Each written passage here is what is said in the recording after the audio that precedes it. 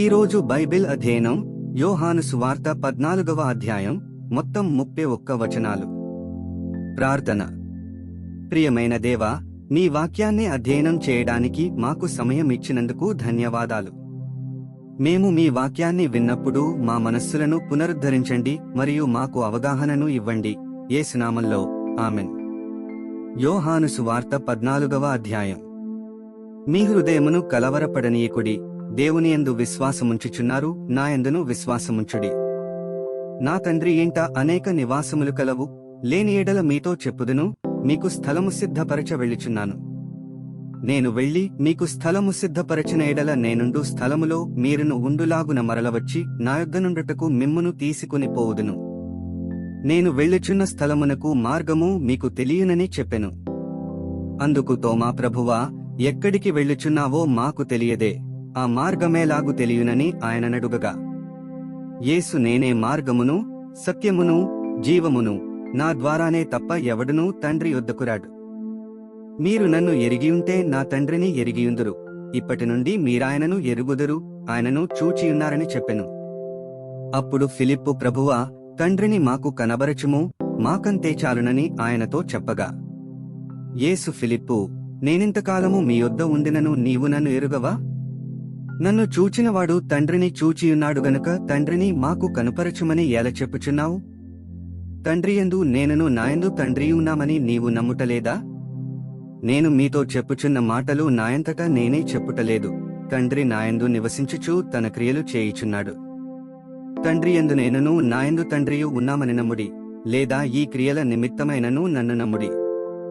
నేను తండ్రి యొద్దకు వెళ్ళుచున్నాను గనుక నేను చేయు క్రియలు నాయందు విశ్వాసముంచువాడును చేయును, వాటికంటే మరి గొప్పవియు అతడు చేయునని మీతో నిశ్చయముగా చెప్పుచున్నాను. మీరు నా నామమున దేనినడుగుదురో తండ్రి కుమారునియందు మహిమపరచబడుటకై దానిని చేతును. నా నామమున మీరు నన్నేమి అడిగినను నేను చేతును.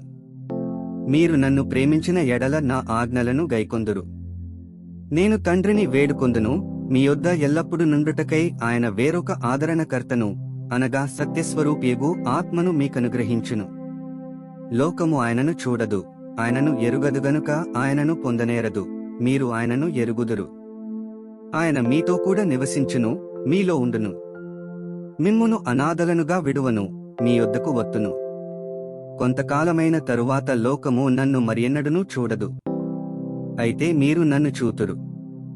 నేను జీవించుచున్నాను గనుక మీరును జీవింతురు.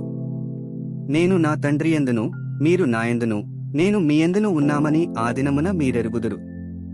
నా ఆజ్ఞలను అంగీకరించి వాటిని గైకొనువాడే నన్ను ప్రేమించువాడు. నన్ను ప్రేమించువాడు నా తండ్రి వలన ప్రేమింపబడును, నేనును వానిని ప్రేమించి వానికి నన్ను కనబరచుకొందునని చెప్పెను.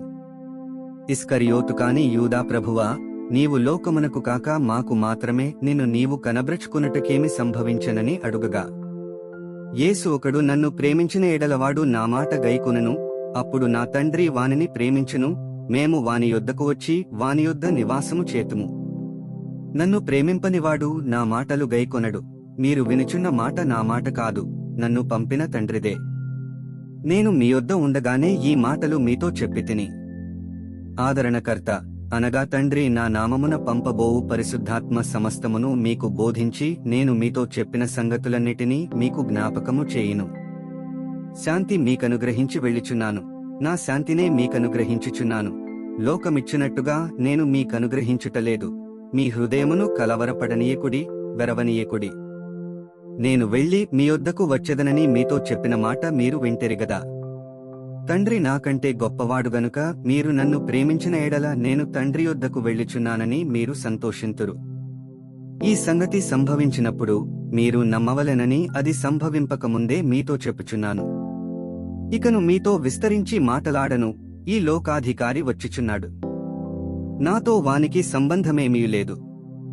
అయినను నేను తండ్రిని ప్రేమించుచున్నానని లోకము తెలిసికొనున్నట్లు తండ్రి నాకు ఆజ్ఞాపించినది నెరవేర్చుటకు నేనీలాగు చేయుచున్నాను. లెండి, ఇక్కడ నుండి వెళ్ళుదము. 31 వచనాలు చదివియున్నాము. ముగింపు ప్రార్థన. సర్వశక్తిమంతుడైన దేవా, నీవే మార్గము, సత్యము మరియు జీవము. చదివిన వాక్యాన్ని మీ కృప ద్వారా మా హృదయాలలో ఉంచుకుని మా జీవితంలో అన్వయించుకోవడానికి మాకు సహాయం చేయండి. ఆమెన్.